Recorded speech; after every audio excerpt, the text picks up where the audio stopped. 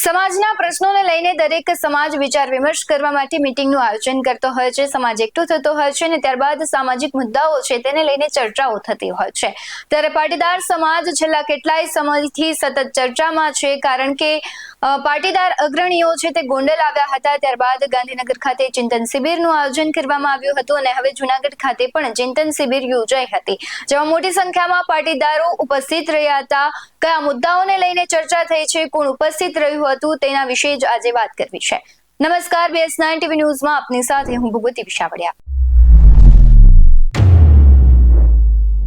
ગાંધીનગર બાદ પાટીદાર અગ્રણીઓ દ્વારા ચિંતન શિબિરનું આયોજન કરવામાં આવ્યું. ચિંતન શિબિરમાં અનેક મુદ્દાઓની ચર્ચાઓ થઈ હતી, જે પૈકી સમાજમાં દીકરીઓની સુરક્ષા અને યુવાનોમાં વધતા વ્યસનોથી થતી બરબાદી અંગે મનોમંથન અને ચિંતન કરવામાં આવ્યું અને રાજકીય મુદ્દાઓને પણ આવરી લેવામાં આવ્યા હતા. ત્યારે સામાજિક મુદ્દાઓને લઈને સરકારની ઠોસ કાયદા દ્વારા બરબાદી રોકવા માટે અપીલ કરવામાં આવી હતી અને મીટિંગમાં દિનેશ બાંભણિયા, મનોજ પનારા તથા પૂર્વિન પટેલ સહિતના પાટીદાર અગ્રણીઓ ઉપસ્થિત રહ્યા હતા. આ તકે દિનેશ બાંભણિયા તથા રેશમા પટેલે પાટીદાર બંધુઓને સંબોધન કર્યું હતું.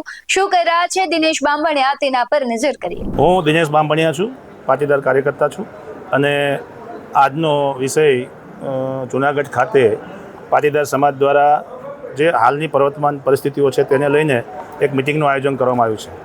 સમગ્ર જૂનાગઢ વિસ્તારના આગેવાનો અને કાર્યકર્તાઓ દ્વારા આ મિટિંગનું પ્રથમ આયોજન અહીંયા 3 મુદ્દાઓને આધારિત થયું છે કે ગુજરાતમાં લગ્ન નોંધણીમાં માતા પિતાની સહમતિ ફરજિયાત કરવામાં આવે, દીકરીના ઉંમરમાં પણ વયમર્યાદામાં પણ વધારો કરવામાં આવે. બીજી વાત એ છે કે ઓનલાઈન ગેમિંગ અને વ્યાજખોરીના દૂષણમાંથી સમાજના તમામ લોકો, દરેક સમાજના બાળકોને બચાવવા માટે સરકાર એની કડક કાર્યવાહી અને કાયદાઓ અમલમાં લાવે. એમાં ઓનલાઈન ગેમિંગ સંપૂર્ણપણે પ્રતિબંધિત કરવામાં આવે. ત્રીજો મુદ્દો અમારો છે આર્થિક રીતે નબળા વર્ગ માટે ગુજરાત સરકારના ઝવેરી કમિશનના રિપોર્ટના આધારે પંચાયતી રાજની અંદર 10% અનામતની જોગવાઈ પણ કરવામાં આવે. સાથે અમારી ચિંતન શિબિરમાં જે અન્ય 10 મુદ્દાઓની ચર્ચા થઈ છે તે બાબતે સમાજના આગેવાનો અને લોકો વચ્ચે ચર્ચા કરીને અને જનજાગૃતિ અભિયાનના આ પહેલો દિવસનું જૂનાગઢમાં આયોજન કરવામાં આવ્યું છે.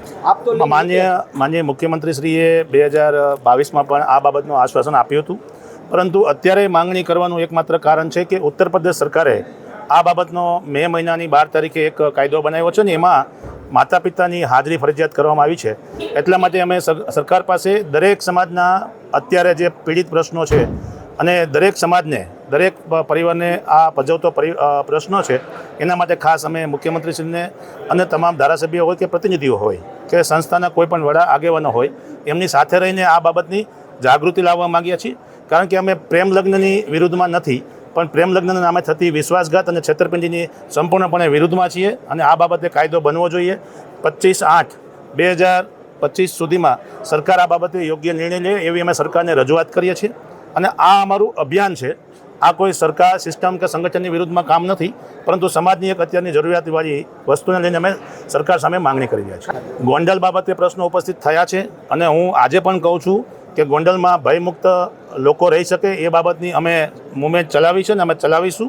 અને ગોંડલમાં કોઈ પણ વ્યક્તિની સિંગલ દાદાગીરી કે કાયદાની વિરુદ્ધમાં કંઈ પણ પ્રવૃત્તિ થતી હોય તો એને અમે સંપૂર્ણપણે વિરોધ કરીશું. આ આંદોલન નથી, આ અભિયાન છે. અત્યારે રજૂઆતના સ્ટેજમાં છીએ. સરકાર આ બાબતે અમને અમારી વાતનું સમર્થન અને લોકોનું સમર્થન અમે સરકારને બતાવી રહ્યા છીએ કે દરેક સમાજ, દરેક વર્ગ અને દરેક પરિવાર આ બાબતને લડી રહ્યું છે. મેં આપને કીધું એમ કે આ દરેક વિચારધારાના લોકો દ્વારા આયોજન કરવામાં આવ્યું છે અને કોઈ પણ સંગઠન કે સરકાર કે સિસ્ટમની વિરુદ્ધમાં આ કામ નથી.